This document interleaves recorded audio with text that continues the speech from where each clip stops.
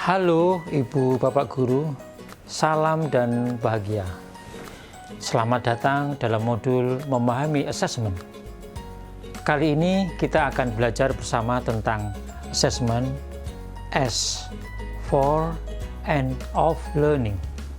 Apa ya perbedaannya? Sebelumnya kita segarkan ingatan kita dahulu yuk. Assessment merupakan proses pengumpulan dan pengolahan informasi untuk mengetahui kebutuhan belajar, perkembangan, dan pencapaian murid. Biasanya kita mendengar kata assessment, yang segera dipikirkan guru adalah mengisi rapor. Dengan menyelesaikan rapor, guru mendapatkan hasil belajar murid mulai dari nilai tertinggi dan terendah. Artinya, yang menjadi acuan adalah nilai yang diperoleh murid. Akibatnya, hasil asesmen belum dimanfaatkan sebagai umpan balik dan bahan evaluasi guru untuk perbaikan kualitas pembelajaran. Bagaimana di sekolah Ibu Bapak Guru? Ada 3 kata yang berkaitan dengan fungsi assessment. Assessment as learning, assessment for learning, assessment of learning. Assessment as learning artinya assessment sebagai proses pembelajaran. Assessment ini digunakan untuk melakukan refleksi pada proses pembelajaran.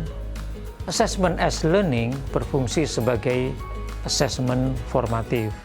Ibu Bapak Guru, assessment as learning lebih melibatkan murid secara aktif dalam kegiatan assessment. Mereka diberi pengalaman untuk belajar menjadi penilai bagi dirinya sendiri dan temannya. Penilaian diri atau self-assessment dan penilaian antar teman merupakan contoh assessment as learning. Apakah Ibu Bapak Guru juga menerapkannya di sekolah?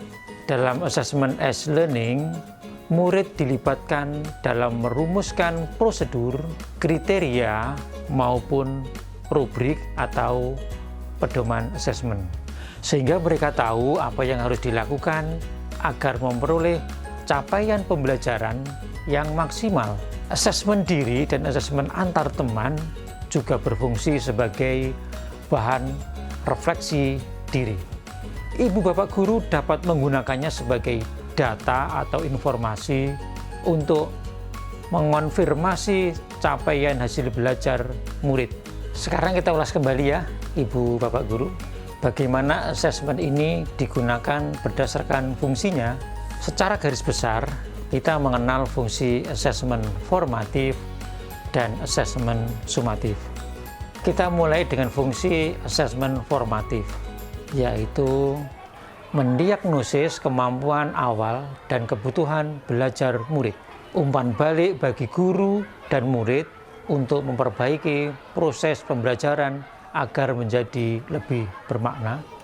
Mendiagnosis pemahaman murid dalam aktivitas pembelajaran di kelas, memacu perubahan suasana kelas untuk meningkatkan motivasi belajar murid dengan program-program pembelajaran yang positif, suportif, dan bermakna.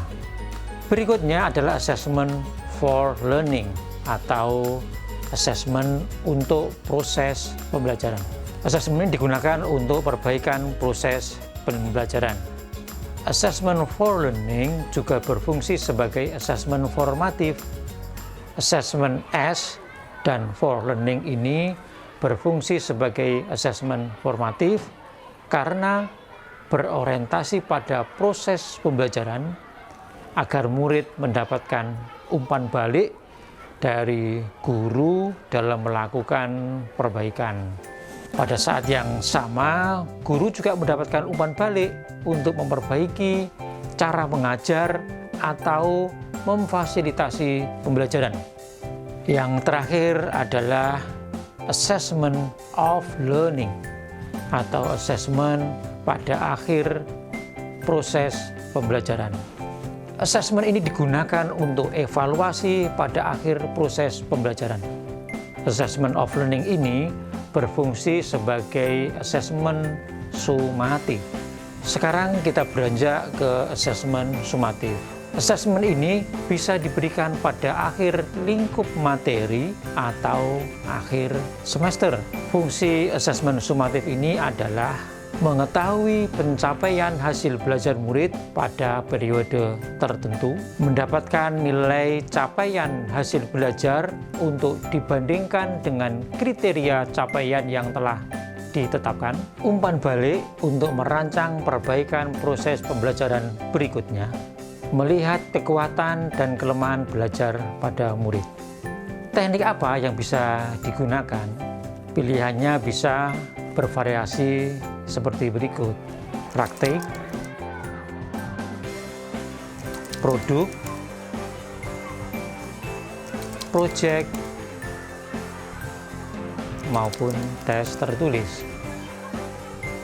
Bagaimana dengan dokumentasinya?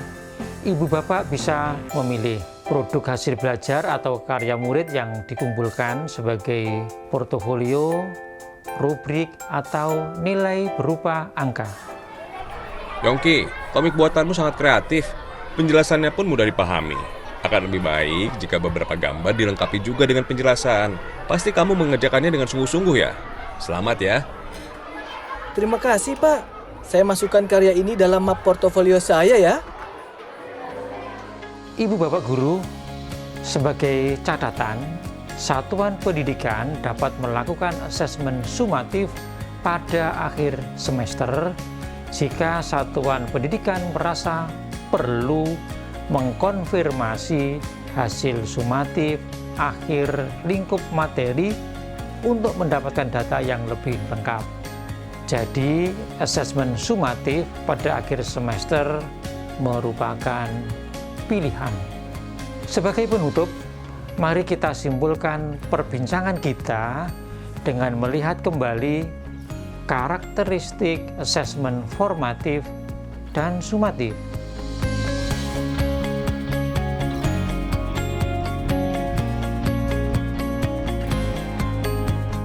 Jadi, jika didesain dan diberikan dengan tepat, baik asesmen sumatif dan formatif dapat menjadi umpan balik bagi guru dan sekolah untuk mengevaluasi efektivitas program pembelajaran.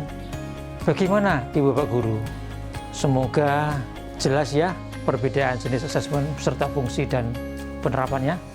Kita berharap asesmen yang kita terapkan menjadi sarana refleksi dan perbaikan pembelajaran agar murid mendapatkan proses pembelajaran yang bermakna. Sampai jumpa di materi berikutnya. Salam dan bahagia.